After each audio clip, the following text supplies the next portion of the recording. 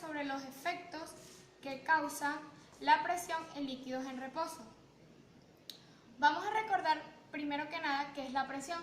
La presión es una fuerza de comprimir o apretar objetos o elementos. Cuando se habla de que la presión en un líquido en reposo, se está hablando de la presión hidrostática. Y la hidrostática es la rama de la mecánica que se especializa en el equilibrio de los líquidos. Por lo tanto, la presión hidrostática es el esfuerzo que el peso de un líquido en reposo provoca. La presión hidrostática podemos decir que es de este recipiente, de un líquido que se encuentra en reposo. La presión hidrostática se presenta hacia el fondo del recipiente por el peso del líquido. En este caso, si este sería líquido agua, la presión hidrostática sería por el peso del agua hacia el fondo del recipiente. En el caso de que tuviéramos un recipiente con la misma cantidad de agua, pero en este caso tuviéramos un elemento dentro del recipiente, la presión hidrostática iría en diferentes direcciones y sentidos hacia el recipiente, hacia el objeto que se encuentra dentro de él. Además de que la presión hidrostática se presenta en bases de cualquier forma. Por ejemplo, tenemos las formas circulares y tenemos estas formas, por ejemplo. Si ellos presentan la misma cantidad de líquido, presentan la misma presión hidrostática por la columna de agua que se presenta en ellos. Como lo expliqué en este caso, va hacia el fondo del recipiente la presión hidrostática por el peso del líquido.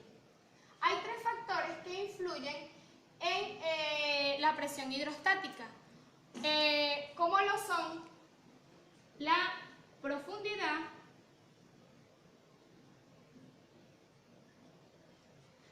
que en este caso sería, por ejemplo, si tenemos un envase, ¿verdad?, con esta cantidad de líquido y tenemos este embalse con esta cantidad de líquido, a mayor profundidad va a ser mayor la presión hidrostática. Es decir, que en este líquido se presenta mucha más presión hidrostática. Otro factor que influye en la presión hidrostática es la densidad.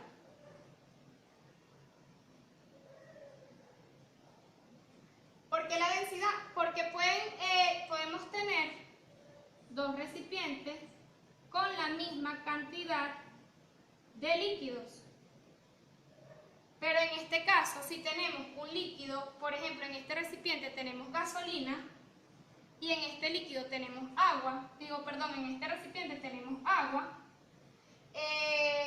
la densidad mayor de estos líquidos es la del agua. Por lo tanto, vamos a tener mayor presión hidrostática en el recipiente con agua.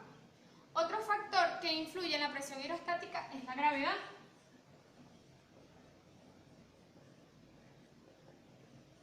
Como todos sabemos y conocemos, la gravedad de la Tierra es 9,82 metros sobre segundo al cuadrado.